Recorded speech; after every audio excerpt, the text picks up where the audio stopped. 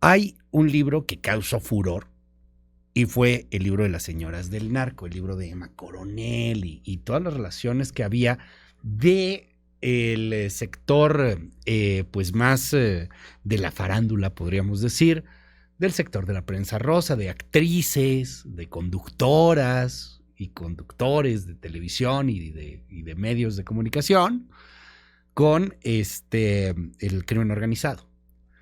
Pues hay una especie como de segunda parte. Es un libro que ya ha salido a la venta, Las señoras del narco, Amar en el infierno, de Anabel Hernández. Escuche esto. Nuestro primer contacto ocurrió el 6 de diciembre de 2021, días después de la publicación de mi libro, Emma y las otras señoras del narco, el cual cimbró un mundo que hasta ese momento había estado prácticamente inexplorado. El de las madres, esposas, hijas, amantes y parejas que han formado parte de los núcleos familiares de la cúpula del cártel de Sinaloa y asociados.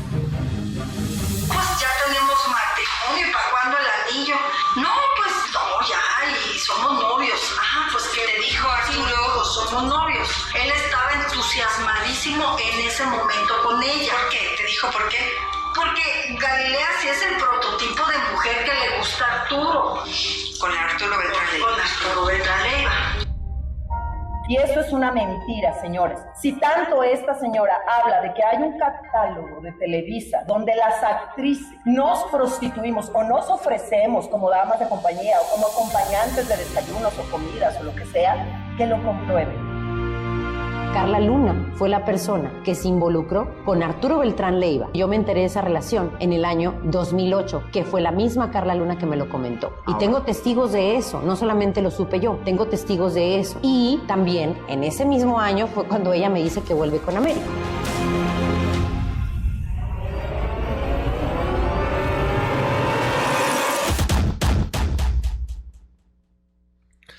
Anabel Hernández, un honor tenerte en la línea telefónica aquí en MBS Noticias. Presentas tu nuevo libro, Las señoras de El narco, Amar en el infierno. Qué gusto saludarte, Anabel. ¿Cómo estás? ¿Qué tal, Luis? Muchas gracias por recibirme y un grandísimo saludo a la querida auditoria. Oye, cuéntanos, ¿de dónde surge esta idea? ¿De dónde surge el libro? ¿Cómo logras pues hacer lo que podría ser una segunda parte, una ampliación de lo que ya habías publicado anteriormente? ¿Cómo encuentras a esta testigo que se llama Celeste, que te va contando pues muchas cosas que se vivió con Arturo Beltrán Leiva a lo largo de varios años? Muy interesante la historia, muy interesante cómo te va atrapando. Cuéntanos un poco cómo fue la creación del libro.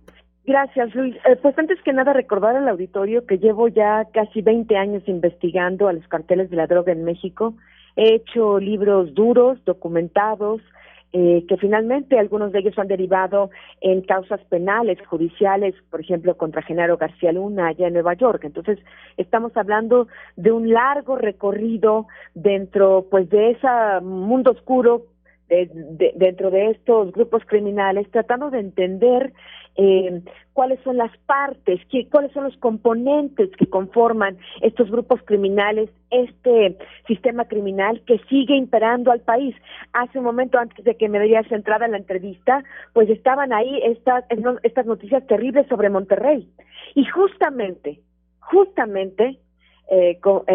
lo que narra Celeste, lo que narra de los 10 años que fue pareja sentimental de Arturo Beltrán Leiva, Celeste, que es la protagonista de este libro, Celeste, que es una mujer que estuvo justamente en esos infiernos, que fue parte de ese grupo criminal, que era pareja sentimental de Arturo Beltrán Leiva, su confidente, su amiga, una madre de una de sus hijas, y bueno, ella justamente habla de toda esa descomposición que se gestó en esa época en Monterrey, en Guerrero, en la Ciudad de México y en muchísimas otras partes de nuestra república, donde se generaron una serie de células, de grupos criminales que contaban con el apoyo de los diferentes gobiernos, dependiendo de qué estado se tratara, y por supuesto del respaldo de muchas áreas del gobierno federal. Realmente es gracias a este testimonio de Celeste que el lector puede entender estos 10 años cruciales donde dijéramos que se termina de gestar lo que es este sistema criminal estos poderosos carteles de la droga, como por ejemplo el cártel de los Beltrán Leiva, el cártel de Sinaloa, etcétera, etcétera. Y gracias a esa génesis que nos explica Celeste, es que hoy podemos entender fenómenos como, por desgracia, la gente está viviendo hace apenas unas horas ahí en Monterrey, o estos descuartizados y esta violencia en Guerrero, por ejemplo. Muy interesante porque a lo largo del libro vamos conociendo muchísimo de la historia del narcotráfico en este país, el asunto de cómo se fue formando la federación, el asunto del poder que tenían los chapos, la unión que hubo de los chapos, o del Chapo en particular, con los Beltrán Leiva, etcétera, pero pues con todo este asunto que es lo que genera también una atracción importantísima a la obra, Anabel, y es la participación de estas mujeres, particularmente de la farándula, del espectáculo, que se vieron involucrados concretamente con los Beltrán Leiva, y los testimonios que da Celeste, pues que los vivió, que las vio, que vio el poder que tenían, que superaba pues cualquier cosa imaginable, ¿no? O sea, si al señor perdón por ser así, pero si al señor se le antojaba tener a tal o cual persona para poder compartir algo, simplemente contactaba y se las llevaba, ¿no? O sea,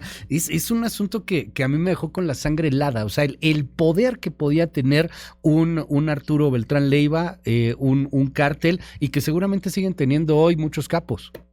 Es correcto, Liz. Yo no sé si tú o el auditorio, yo en estos 20 años me lo pregunto cotidianamente, ¿por qué estos narcotraficantes no se paran de traficar?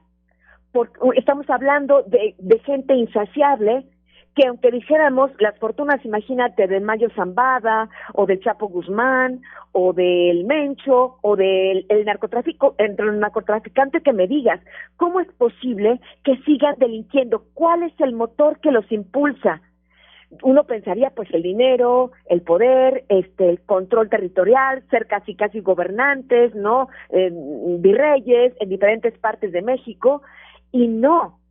Gracias a este testimonio íntimo, directo, sin censura de Celeste, nos enteramos que estos narcotraficantes furiosos, rabiosos, violentos, que descuartizan, que amenazan, que violentan a la sociedad, son personas que tienen instintos, pues dijéramos, pues primitivos, naturales, normales, como cualquier ser humano, pero extrapolados totalmente por toda la cantidad de dinero. Uno se preguntaría, ¿qué hacía Arturo Beltrán Leiva con 400 millones de dólares que se ganaba mensualmente?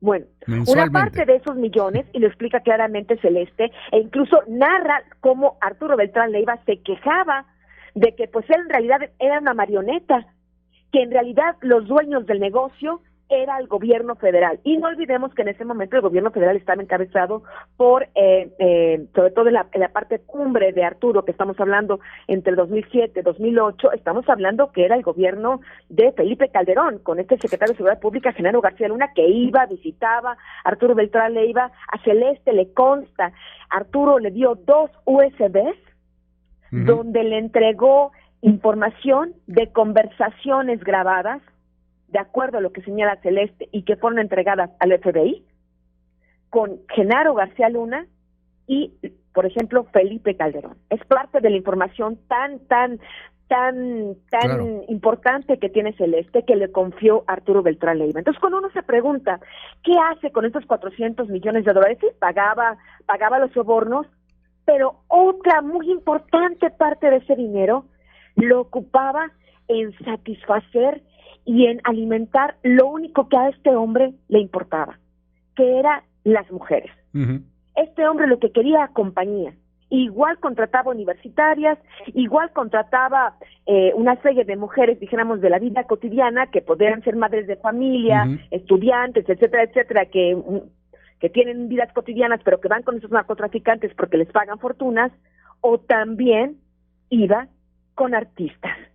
Entre más famosas, mejor, más les pagaba.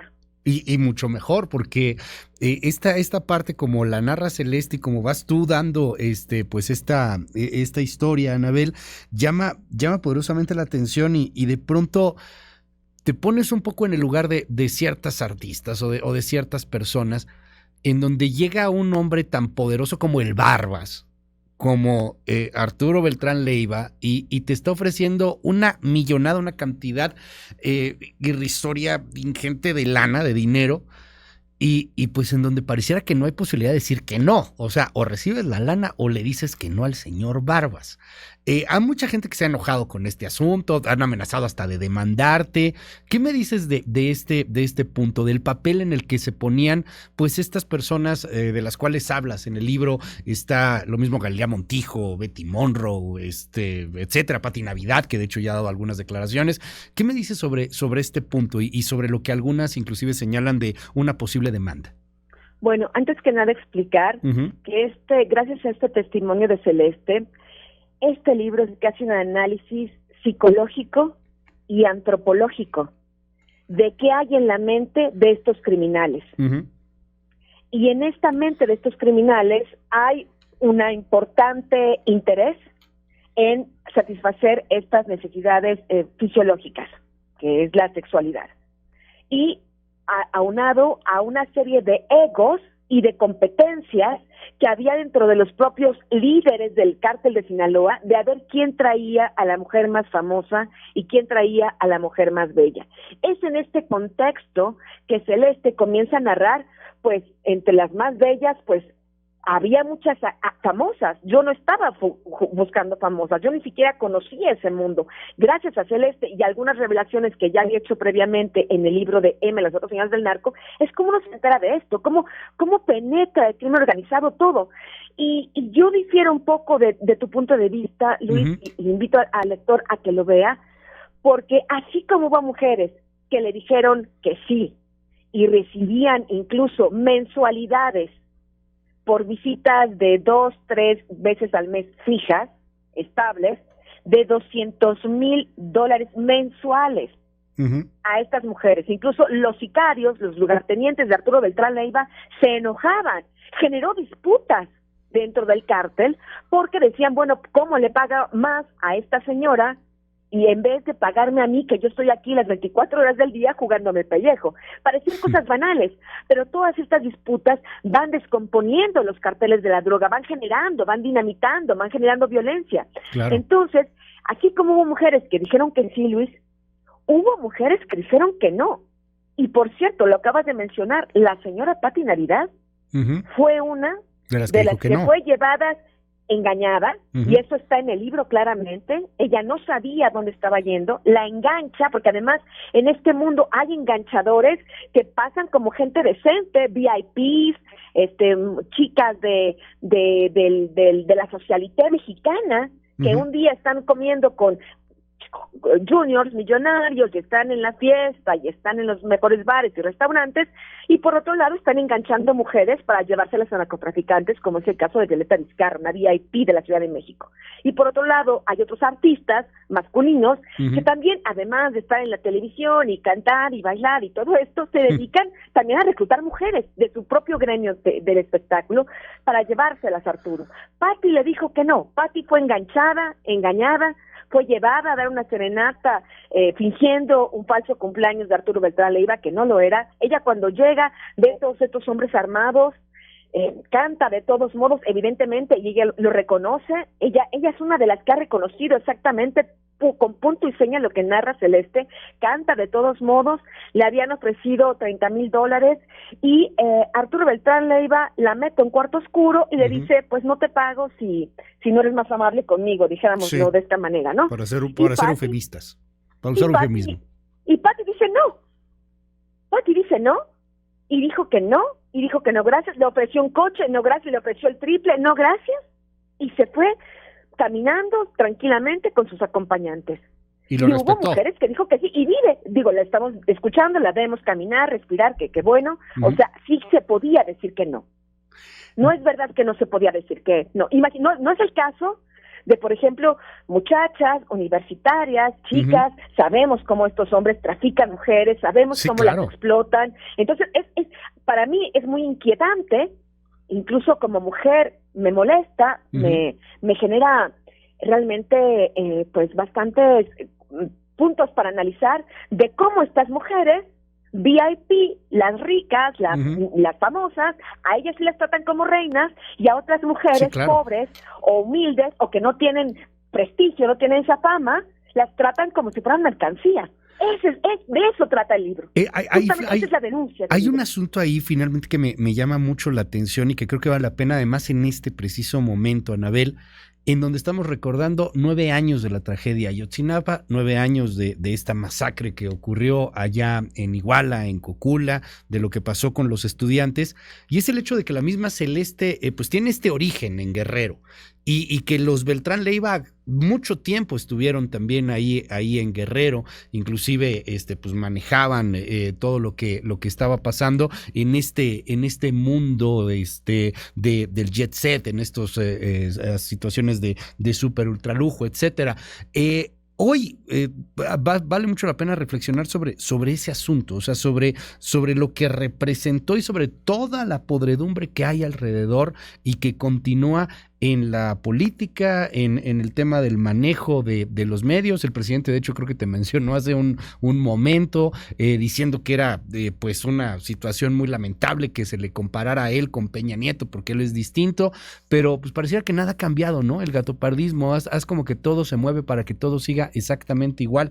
¿Qué me dices de este asunto de Ayotzinapa? Pues que tiene también mucho que ver el origen mismo de la protagonista de esta obra, Anabel. Oye, perdón, no me he escuchado, discúlpame que te interrumpa un poquito, no me he escuchado esta respuesta del presidente, pero ¿por qué se ofende que lo compare con Peña Nieto si según él Peña Nieto es un demócrata? No debería ofenderse. Pues lo dijo el presidente hace unos momentos. Hace una semana que era un demócrata, entonces ahora ¿por qué se ofende el presidente? Que cuide sus palabras. Parte justamente de lo que se puede realmente, del testimonio que Celeste reconstruye, tú ves ahí desfilar una serie de nombres, de personas que ella vio con sus propios ojos, o que escuchó hablar a Arturo Beltrán Leiva en speaker, en el radio, porque hacía sus conversaciones de esta manera, Arturo Beltrán Leiva, lo cual fue ratificado en el juicio contra Genaro García. Hablaba con Salvador Cienfuegos, un hombre que aparece hoy en los desfiles militares, en las inauguraciones del aeropuerto de Felipe Ángeles, al lado de Luis Crescencio Sandoval. Este hombre, dice Celeste, hablaba en speaker con Arturo Beltrán Leiva. Arturo Beltrán Leiva hablaba del Cienfuegos, como su amigo.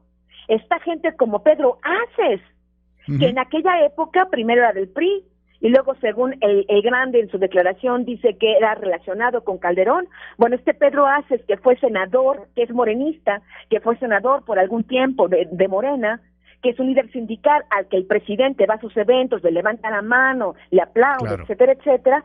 Bueno, este hombre era un operador de los Beltrán Leiva, y no muy lejanamente, estaba en el 2018, cuando este hombre sirvió como broker para que Celeste pudiera reunirse con Clara Laborina Chuleta, que era la esposa del de Héctor Beltrán Leiva. De ese nivel estamos hablando. Y Clara le dice que Pedro Aces era uno de sus operadores. Hay otro personaje importante en el libro, Joaquín Alonso Piedra, alias El Abulón, uno de los hombres que quería matar a Celeste, porque había una disputa de propiedades y de dineros ahí en Guerrero, que es el abuelo de uno de los hijos de la actual gobernadora, Evelyn Salgado.